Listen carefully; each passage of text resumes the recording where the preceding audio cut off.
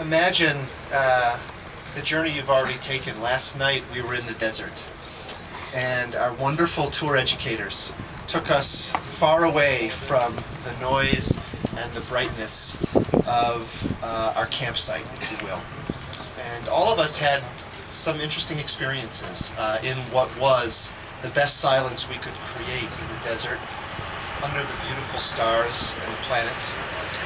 And there were some wonderful experiences, very meaningful, deeply touching moments for all of you. And there's one student who I'd like to introduce who really has a profound story to share. And it's one of those colleges I didn't mention because he's the only one representing it. And it's Matthew from Johnson & Wales. So if Matthew can join us and say a few words and share his reflections.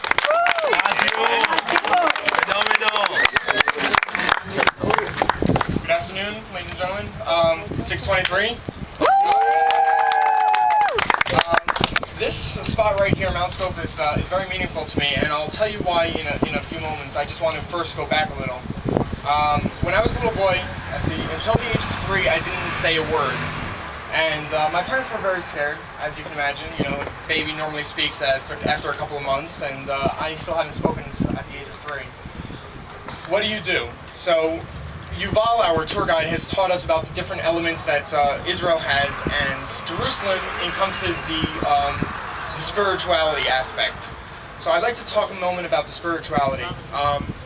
In New Jersey, where I grew up, there's this big rabbi, Rabbi Tights, and his father passed away in 1995, and my mom took me to a doorway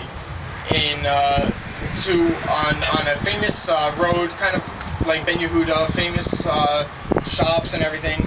And we're walking there, and my mother takes me to the rabbi, and he takes me to a mezuzah, the thing on the doorpost which is supposed to protect you and guide you.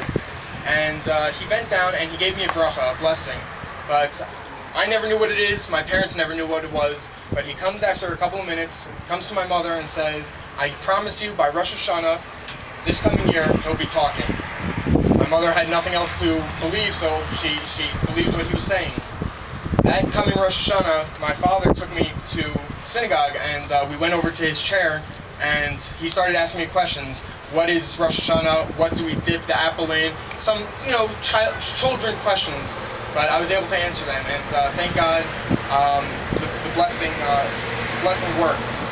The reason I mention this is when he passed away in 1995, he was buried in Har HaZeitim, the Mount of Olives, which is right behind us.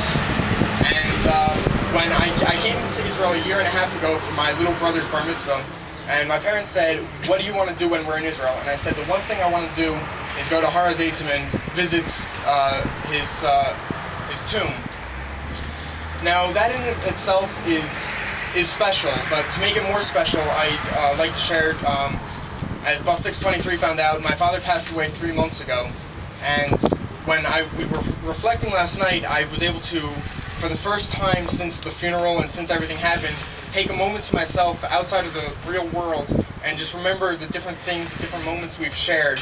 And I remembered sitting up here in Mount Scopus after the long trek, and my father was very sick, so to come up these mountains and the hills and go visit Har HaZeitim was not an easy trick, but it was something that he felt in his power, because of the spirituality of this one man that was important for all of us, that he did that.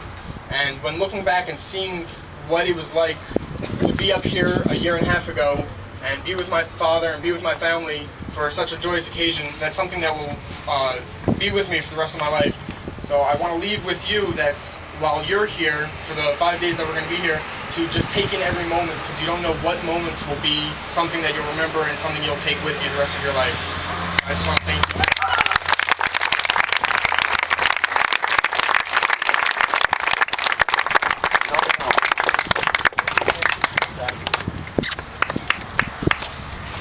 One of the great things about Birthright, Taglit, and about coming to Israel is that it's a time of firsts.